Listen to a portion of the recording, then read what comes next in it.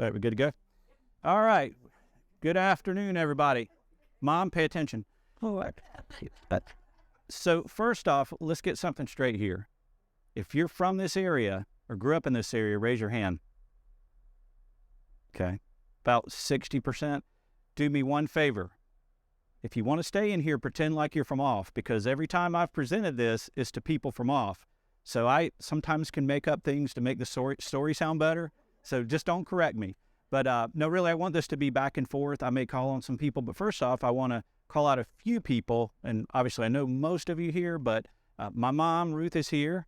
This first time she's heard me give this presentation or any presentation. So Mom usually doesn't make me nervous, but I know I have to stay on the rails today. Where's Miss Glenda? Miss Glenda is like my aunt. She's like the queen of Newport. She came to see me today. And definitely, last but not least, is my first cousin once removed, Phyllis. If there's anybody in the world that could be cloned for their knowledge, it would be Phyllis. She knows everything about Morehead, the Promised Land, and I would say she's the queen of Morehead City from back in the day. So good. So of all the people in here, I'm definitely not the most qualified to talk about this subject, but I like to talk and I love history, and I caught the Promised Land bug about 12 years ago, and I fell in love with downtown Morehead City, and my feelings of the Promised Land switched from, oh gosh, these old people are talking about downtown Promised Land, what does that even mean, to, wow, this is pretty cool stuff. And so I'm not going to get into my connection to it just yet as part of the presentation, but I'll get into all that. But if at any time you have any questions that I can answer, if I can't, I guarantee you there's people in the audience that will be able to answer those questions. So just raise your hand, but I'll try to keep us on the rails because I think I've got about 50 minutes here. We're going to use those 50 minutes. But again, pretend like you're from off. We got it? We're good. Okay, good. So I'll just show you if my clicker works here. And it died. We may have to go old school here. All right, we've had all kinds of problems today, so make sure this works. There we go. Okay. So we're going to talk about, just to give you an idea of what we're going to talk about today, and I like to move around and use my hands, but I don't want to block the screen. So where is the Promised Land? Don't answer that yet. We're going to talk about it. The history of the Promised Land. Why the name? You'll see it spelled different ways, maybe pronounced different ways. The historical significance of that area and what it means today, especially to the local people. I'll talk about, and this is not about me, but obviously I'm speaking, so I'm going to tell you what my connection is and my history to that. And my connection is through a lot of people here. And one of the reasons I married a lady from off is because I was worried what our children would turn out to be, because we probably would have been related. So I definitely, even as a young teen, late teen, I thought, I better not marry somebody from around here. So, because my daddy probably knows their daddy and all that good stuff. So, and then we're going to talk about the Promised Land Society. Some of the people in here were part of that society. We don't really meet anymore. COVID hit.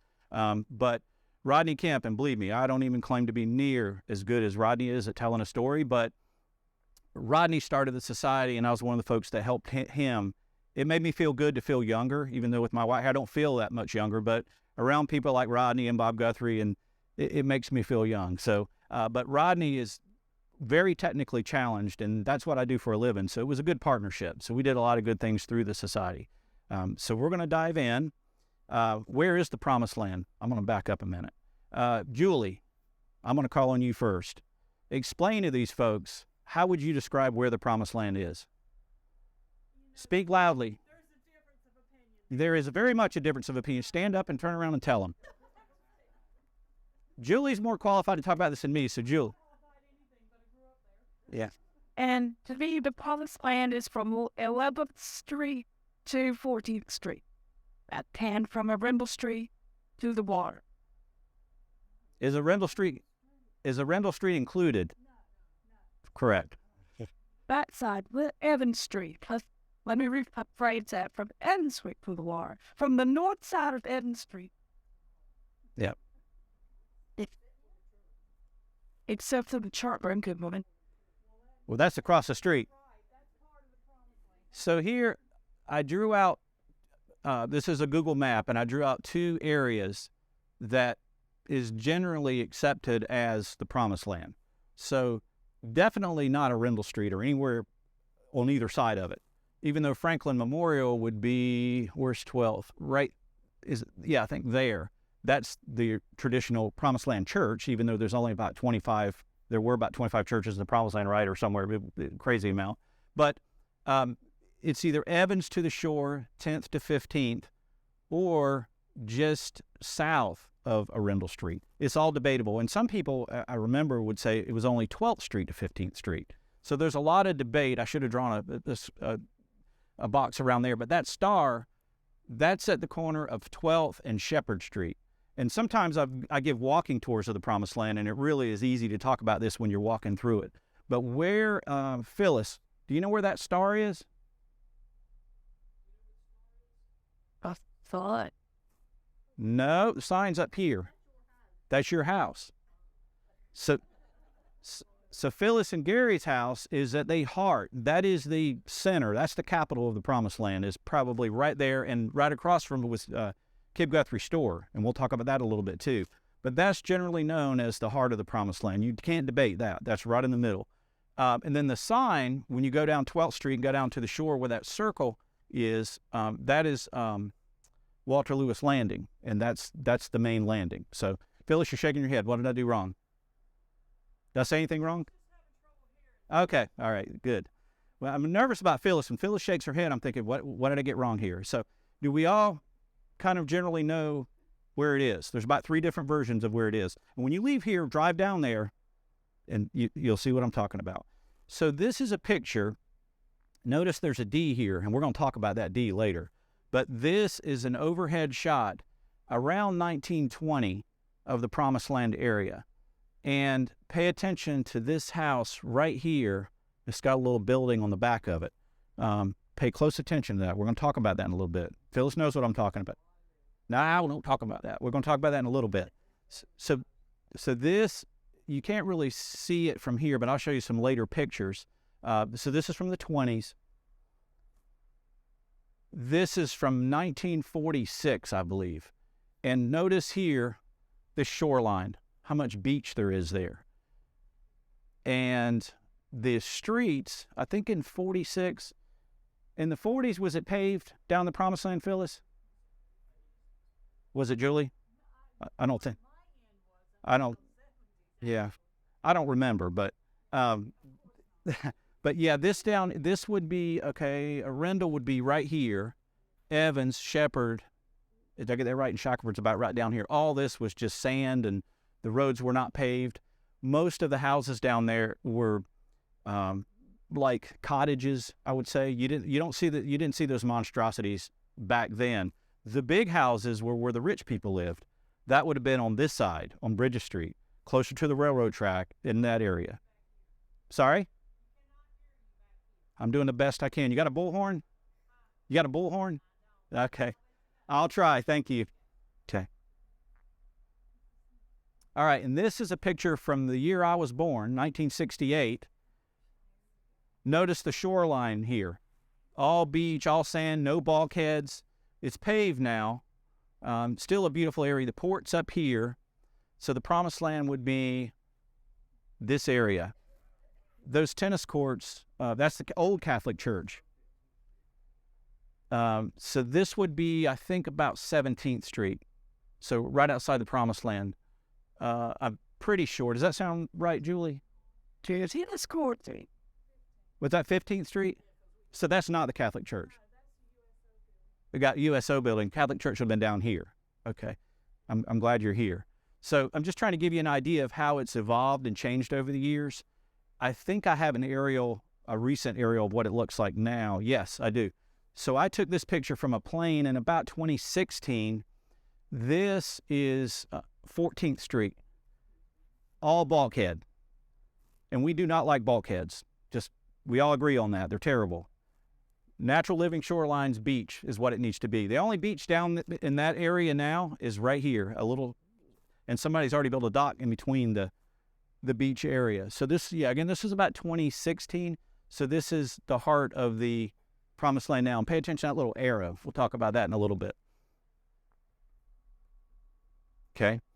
So the history of the Promised Land. So people, they hear Shackleford Banks, Shackleford Street. it's named after John Shackleford. Notice the spelling was different back then. Well, I corrected the spelling. It used to be Kel. So he was a very wealthy man from Virginia, if I remember, tobacco, and he bought a ton of land in Carteret County. He bought all of Cape Banks, Shackleford Banks, and part of this green area would have been part of Beaufort. But he owned all that land. So that's where the name Shackleford Banks came in Shackleford Street. So back then, Shackleford Banks, Diamond City was about this area, and I think this is called Barden Inlet. That used not to be an inlet until a hurricane maybe in the early 20th century, maybe, somewhere around there. It was all connected back then. 1933, that's right. There were at one time about 700 to 1,000 residents that lived on the Shackleford Banks and K Banks area. That kept building and building until about 1899. And that's when the trouble started for the people living over at the banks. So back then, they really didn't name hurricanes till probably the earliest 20th century, but if I get this name right, the hurricane in 1899 is the longest lived hurricane in the history of documenting hurricanes. It lasted for, I think, 6 weeks. It started down in this area, worked its way up, and then it hit, and look where it hit. It was about 130 some miles per hour. It hit us in 1899. San Siriaco was the name of the hurricane. It was also known as the Great Bahamas Hurricane of 1899. That pretty much wiped out K Banks, Shackleford Banks, and everybody. Their houses were torn apart, no drinking water. They all started to disperse. And they had dealt with a lot of hurricanes between about 1879 and 1899, so they started to move away. A lot of them moved just across the cut to Harker's Island. Some went to Salter Path, which I don't know if that would have been any better for protection to go to Salter Path. And then some floated their houses over to downtown Morehead City. It's hard to believe around 1899, early 20th century, lots in downtown Morehead, you could buy a 50 by 100 lot for, what was it? I can't remember now. It was like $200, somewhere around there. Yeah. And then, well, I'll talk about my history there in the future, but it was very inexpensive to move. And so a lot of people wanted to be in downtown Morehead near where the railroad was coming in. The port terminal was being worked on. Pretty much there were just a handful of people at the turn of the century still living over on Shackleford Banks. So more history about the Promised Land. What people brought over, what's been documented is mattresses filled with seaweed. They would use sand to scrub floors. Common foods were figs. I know figs are very important. I've got a fig tree in my backyard, and people are still very into fig preserves and fig, including my wife. Collards, sweet potatoes, corn, some of the same stuff we like today. That was very common back then. Back then, kids didn't have iPhones and iPads and electronics. They learned how to clam and mend nets and find places with fresh water. A whole different day. Home remedies, and this is really interesting to me. So they would use mussels for earaches, dog fennel for salve to reduce inflammation. What else, Julie? Name some more stuff. Yeah. And punctures, yeah. Yeah. And see, nowadays... Back on the bee sting. Yeah. I don't know if you could hear, but spit tobacco on a bee sting was a common thing. I think when I was a kid that happened. I'll tell you two more things when I was growing up, and I think it stems from the Promised Land heritage. One was, as punishment, my grandmother would make me take castor oil. And she said, well, it was when I was bad, too, because she said that would get the bad out of me, and I would behave. Now, Mom, is that a true story? And Mom would not be happy because she had to deal with me after my grandmother had me. So, but that's not listed here. But castor oil as punishment and as a medical treatment was a common thing back then.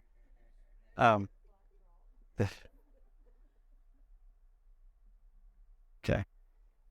Folks in the Promised Land, I've heard this a lot. They were the poor people. They were outcasts. When they went to Morehead School, the old school, which is now the town hall, if they were from the promised land, they were teased. They had shared clothing. They were not part of the elite. The elite part lived on the Bridges Street side. Promised land people were very clannish. I would say, based on what I know in my upbringing, they probably wanted to be on their own anyway. They didn't feel a part of the, the other side of the railroad tracks. Dialect that you still hear today. This mainly reminds me, when I hear these terms, of down east more than anything. I didn't realize it was Salter Path and it was Promised Land, but I know all these. Slick Cam, everybody knows what Slick Cam means. Momicked, Nary, Whopper-jawed, you're pretty. You're not pretty if somebody tells you are. My mother could add about 10 more to this. Sometimes she has to translate for me, but yeah, I'm going to do that directly, shortly. Yeah. So, sadly, I think my generation still has some of that, but I don't hear it from the generation below me now. It's that dialect is dying, sadly.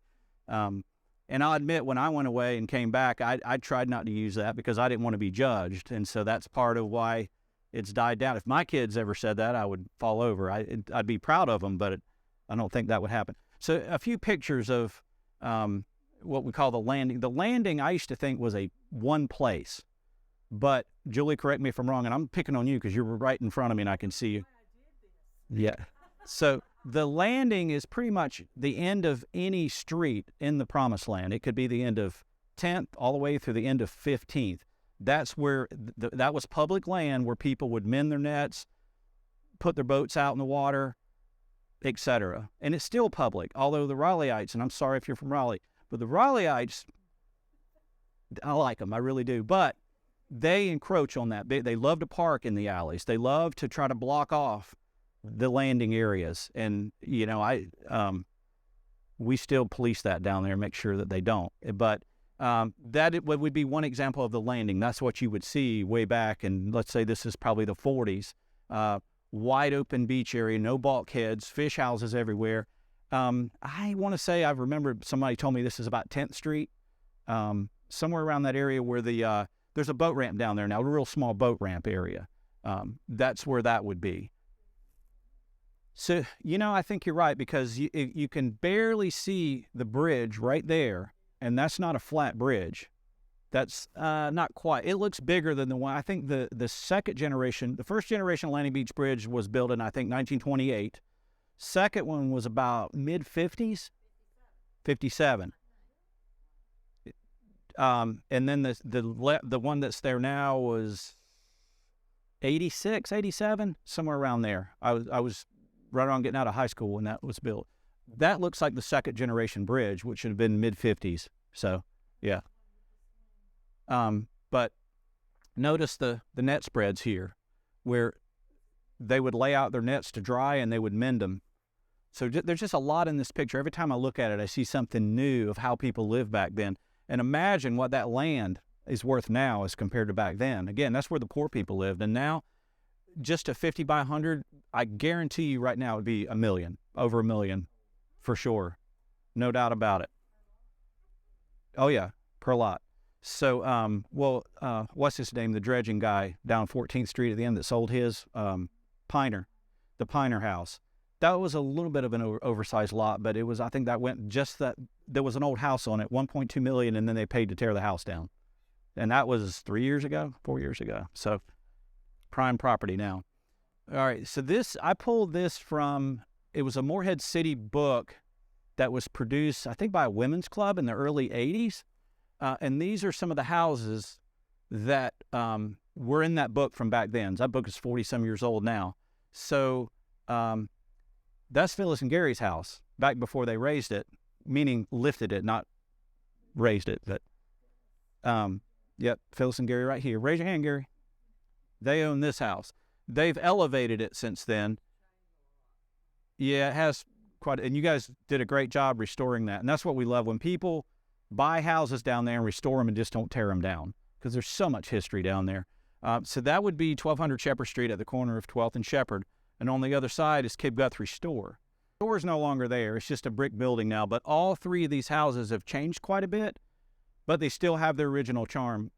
all of them were disassembled at the banks and floated over and reassembled in the Promised Land. So there aren't many of those left at all. There's these three and maybe one or two more. The Phyllis's house, when you go down, and again, that's the heart. It's elevated now, and it's right by Walter Lewis Landing. So it's a beautiful place to hang out, have your lunch. The James Lewis house, that has changed a lot. That is, what street is that? 10th Street. That's a monstrosity now. They've added all to the back of it. They've raised it up, but there's still a plaque on all of them are plaqued. But that's a humongous house now. The Abram Lewis house, that's at 1205. That's one of the original historic plaques that was given out by the Carter County Historical Society. That still pretty much looks similar now. I think the back has been added onto, but that's one of the few down there that you can see an original Historical Society plaque. So definitely check those out. And then there's a good picture of Kiv's store, and that is not a distorted photo. That's the real deal. So it might be folklore, but I've heard that store, they had a heck of a time knocking it down a long time ago. But I've heard that store, a lot of the store was buried in the soil that is still underground. But there's a brick building there now, and a guy's he's not very friendly. He's got a dog, and yes, ma'am. I think it's when he died, early 60s. Yeah, he died in the 60s. He had a heart attack at the church, at Franklin Memorial. He died in a pew, the owner of that store. So that's them in the store. Janetti was her name, right? That's his wife.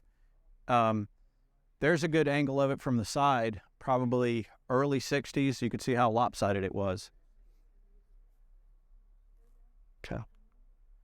All right, here's another, and I wish she were here today because she's been at some of the presentations. Marie McCann Hurst, retired French teacher at West Carteret, distant cousin, great person. Alva Bell was her mother. Sadly, Alva Bell passed away about 2 or 3 years ago. That's Marie, probably as a young teen. This is at the corner of 14th and Shepherd. The second store in the Promised Land was Guthrie Store. So the granddaughter, Marie, she was part of our Promised Land Society and has helped a lot. She owns the property now that store was on, and she built a house maybe 1979, 1980. And I have begged her. A couple times she doesn't live there. She's married to a guy, a Swansburg guy, which is not a bad thing. But I've begged her, do not sell that house. You got to keep it in the family. And so far, she still owns it. No, she didn't sell it. Now, Alva Bell's house is gone, but not Marie's. Not where the store is. Where the store was. That's still there. I was going to leave out the part about Alva Bell's house selling, but anyway. So that's Mr. Guthrie. So 2 stores right in the Promised Land, and they got along. They weren't really in competition with each other. So, okay. This is still there, Franklin Memorial Methodist Church. That's been there forever. I think it burned in the early 20th century 3 times, and it was rebuilt, but that has pretty much always been the official Promised Land Church. Although when we met there in our society in 2012, there was some drama, and we moved over to the other Methodist church. But yeah, everything's good now. But that is, as you walk down Arundel Street headed west, at 12th Street, you'll see our Promised Land sign, which I'll show you in a minute, and you look to your right, and there's the church. And so I would imagine quite a few people in here went to that church when they were children. Yep. This would have been a church bazaar. Was that a homecoming? Was that at that grocery store parking lot across the street? Was that A&P? So there was an A&P when I was a kid where I guess it's the Hope Mission thrift shop now. That was an A&P way back. So even I remember that. And so that's where that picture was taken. And I bet you some of the people in this room right now are in that picture. Okay. So why the name? There's a couple different versions of it. First we'll talk about the pronunciation. So the dialect, when people around here talk, they talk fast. Promise. You don't hear promised with a D. So we spell it the way people say it. So it doesn't have a D. If you see it spelled with a D, whoever made that sign or whoever typed that, they're not from here. Just keep that in mind. So if you want to look like you're from off, spell it with a D. The single apostrophe, that was around for a little while, but I think our society decided, nope, it's just promise with an E because that's how we pronounce it. So if you want to present yourself as a local and know what you're talking about, you got to spell it that way. Very, very important. It's like saying Beaufort and Beaufort, big deal. Scallop and scallop, big deal. So, am I right, Julie? Okay. So the typical lots in the Promised Land, there's two theories of why it's called the Promised Land. There may be more, but the ones I know about is people, obviously, when they moved to that area, they were poor, and they'd sign, in essence, a promissory note, a promise to pay for the lot. And it was, I want to say, I think my family paid $100 for a 50 by 100 lot in 1918, August 24th, 1918. That's part of it. They promised land. They promised to pay for it. They got it on credit. That didn't sound as good. It's not as interesting. The most popular version is that when people had to pack up all their stuff, the most common popular version of why the Promised Land is called what it is because when people were forced off Shackleford Banks, it was a very sad situation. Their houses were all torn up, their possessions were strewed all about, and they had to load everything they could onto a sail skiff and float it over to wherever they were going. So they called downtown Morehead the Land of Promise, the Promised Land, where they could go to make a better living, near the railroad, near the port. And, the old hymn, I'm bound for the Promised Land, that's what associates why that land is called the Promised Land. So I would say that's the most popular version, would you say, Julie? So, but no official word on why that is. So, but the most important thing is you spell it right. So there's a problem here. So that's Walter Lewis Landing. That's 12th and Shackleford. Beautiful place. The town of Morehead's done a great job preserving that, making it public. They've made it so people can't block it off. But that damn sign, I'm telling you, if that's painted over, it was me. No, that is a very good historical description of that area and why it's significant. And that is a block down from Phyllis Gary's house and Kib Guthrie's house. So that's pretty much the heart of it is 12th Street. So, all right. So my connection. So my last name is Adams, and my crowd came from Salter Path. It wasn't called Salter Path at the turn of the 20th century. It was a bunch of different things, but Rice Path was mainly what it was called when my great-grandfather was born in 1879. His name was Micajah Adams. His mother came from Shackleford Banks. His father probably did too, but we can't find any documentation on that. So Micajah was a very talented man. He was a boat builder, a coffin maker, a house builder. He was a deacon in the church. And there were only about 20 families that lived over in that area, Salter Path, Rice Path, in the late 19th century. So he was a very successful man there. He would build coffins. I think Phyllis told me this story. Back then, they would put the bodies on a cooling board, and he would build the coffin around it, custom coffin to match it.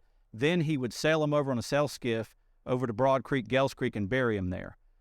Because obviously you bury somebody over in Bow Banks, they're going to float. So that was his deal. Sarah Elizabeth Gillikin, named Betty, people called her Miss Betty, she was from the Otway area. Her father was Chewy Pickett Gillikin. He was the postmaster in Otway, and she helped him. Well, back then, postmasters must have had a lot of influence over the community because for whatever reason, they decided to open a second post office beside Otway. So he named it after his daughter, Betty. And when he named the post office Betty, he named the community because they were getting a new post office Betty. So Betty's named after Phyllis's grandmother and my great-grandmother. She was a teacher over at Diamond City when that hurricane came through in 1899. And when everybody got dispersed, she got reassigned to Salter Path / Rice Path. He was engaged to another woman, and this still to this day is controversy in my family. He broke off the engagement with one of the Salter Path ancestors and fell in love with her, and they got married in 1918 over in Salter Path. So Joey Frost, the Frost crowd, still give me a hard time about my great-grandfather breaking off the engagement to their great-grandmother.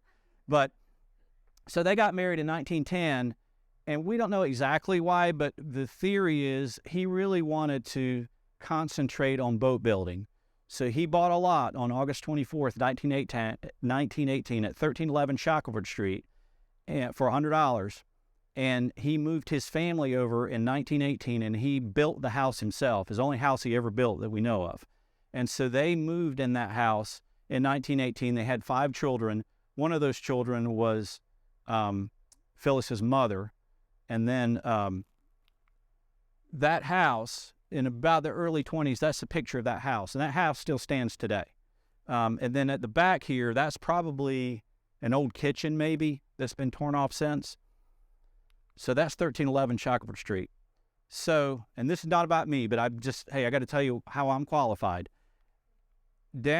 Phyllis has always been a mentor to me. She knows everything about downtown Morehead and the history. And I was asking her, I started to get into history, and I asked her, I like to run, like to work out. And so I'm running down in that area, and I'm thinking, this place is beautiful. Where's the old Adams family house? And I didn't know exactly where it was, so I called Phyllis, and she told me. And so it was still standing, as I always heard my dad talk about it. My dad tried to get the house in the 80s, and it just didn't work out, and it sold outside my family. So I decided, I just got this thing came over me, and I wrote a letter to the guy who owned it through the tax record. I found his address. He lived in Florida, and I said, this is my old family house. I want to get it back. And I just wanted to do it for my dad and Phyllis and the family to get it back. He wrote me 2 months later and said, I would never sell that house to anyone that was going to tear it down. I've had all kinds of offers. We're going to work this out. And we did. So we bought the house. That's us. The newspaper got a hold of this story in 2012. And my wife and I bought the house, bought the materials, and my dad, by hand, restored that whole house from start to finish. We did get a building permit for the front porch. So, because there is no way the town of Morehead would have ever let us do what we did because of asbestos and all that. And I would swing by at lunch, and my dad, you could see his feet on the ground inside the house, and I'd say, Dad, they're going to throw me under the jail. You got to do this at night because the town's going to ride by and see us. So we bought that house in 2012, and it has meant the world to us, and that's what got me into the history. And then Rodney contacted me a few months later, Rodney Kemp, and said, I'm thinking about starting this Promised Land Society. I've heard you're into this stuff. And so that first meeting, we had over 100 people there, and I felt like the new kid. So that's what formed the society. So this is a picture that then about a year and a half later, the Carter County Historical Society gave us a plaque, and that's my father plaquing the house. And we had probably 150, 200 people out on the street that day. Some of those people were here. It will probably, I would say, be one of the most proud moments of my life that we saved that house and what that meant to my dad. Because my dad, he had very humble upbringings, and he couldn't, get the house, and he didn't have the wherewithal to do it. And so it was just a family partnership that meant the world to me. So part of my passion is to preserve that area and to tell people what we did. To hopefully my generation and younger will have that same passion to save some of the old houses that their family grew up in, because they're disappearing very quickly down there. The Promised Land Society, just some of the things we've done. Oops, sorry. And by the way, we ended up, my dad talking, there was a little house on the corner at 1313 Shackleford, and it's a little 650 square foot house. And my dad talked me into going with him to save that little house because the lady wanted to sell it to us. She lived in the Chapel Hill area. We bought that house as an investment, and I moved my mama in there last year. So Mom's down in the Promised Land now. Yep. So Promised Land Society, some of the things we've done. So Rodney started it in 2012. We used to meet once a month, every Saturday, and I got to meet so many nice people in this area. Some of the things we did is we have 2 Promised Land books on the history. We have Volume 1, Volume 2. I think they're in the museum here, right? Yeah, and I'm not trying to push them to buy a book, but so what we did is we went around, and sadly a lot of the people back then are have passed away since, but they would write down their memories and their history, sometimes on a napkin, and we transcribed that and put it in those books, just what their address was, what their memories are, and put their family pictures in there. So it's kind of like a scrapbook in a way of pictures, stories, things like that. We've had festivals. Every year in October, we would have a festival down in the heart of the Promised Land. Then we moved it to the train depot. We would have slideshows set up, food, storytellers, vendors. Obviously, COVID all changed that. We haven't met since COVID. And, sadly, there's not a lot of people left that can even meet down there. So this is kind of why we're doing this now is to try to keep those memories going so people understand how important that area is. Newspaper's been very good to us of documenting what we've been trying to do. One of the things we did, this story was probably 2013, mapping out the Promised Land. The books have maps of the area, and we took census records from 1920, 30, and 40, and we put family names on every street, every block of who lived in that house then and their ages. So I was so happy when the 1940 census got released, because then I could do another map, and then my people, my dad was in it. Well, no, 1950 came out. He's in 1950. He was born in 45. But when 40 came out and then 50 recently, now some of those people are still alive. So all that is in those books. And so we would set up, even at the Waterfowl Museum, we would set up those maps on big billboards so people could go around and that you could see them just pointing, oh, wow, Grandma's here. And it was just amazing. Who's that woman? There's Barbara Ann, the newspaper. She's looking at a slideshow we did at the train depot, probably 2017 maybe, and she's pretty much running the show now, telling everybody, I dated that guy. And then this was a very historic moment for us. The sign is still there, so this is at the 12th. Is this at 12th and Arundel, where the old A&P is, where now the Hope Mission thrift shop is? That Promised Land sign we designed on a computer, and we had that. You talk about putting a sign on a main highway, that is not easy to get approval. I'll tell you, it took me about a year of begging and pleading and doing everything times 3 to get approval to put those pylons in the ground. So the town of Morehead finally agreed that we could do that. So the sign is still there. We've changed it a little bit because of weather. We've replaced this part. But that's my dad. Sadly, my dad has dementia now, and he's not in the greatest shape. But he helped construct the sign. He couldn't put the pilings in the ground, but he helped install it. That's my Aunt Deanie. A lot of you know her. That's my dad's sister. Mr. Myron, it was my uncle. He passed away a couple months ago. I don't know who that guy is. This Judge Herb Phillips, he passed away a couple months ago. He grew up on 10th Street. The Phillips family, definitely Morehead City royalty. So that was 2015. Check the sign out. We've got some shells around there. We didn't want to do anything fancy because Promised Land people were not fancy people. So there's a lot of thought put into how we were going to design that sign.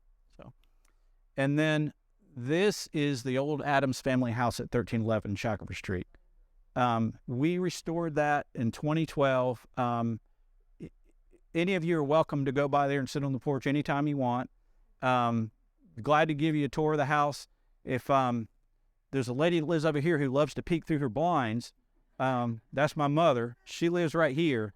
So stop by and say hi to her, and you'll hear dogs barking. But so that's our little corner of piece of heaven down there. So definitely check that out.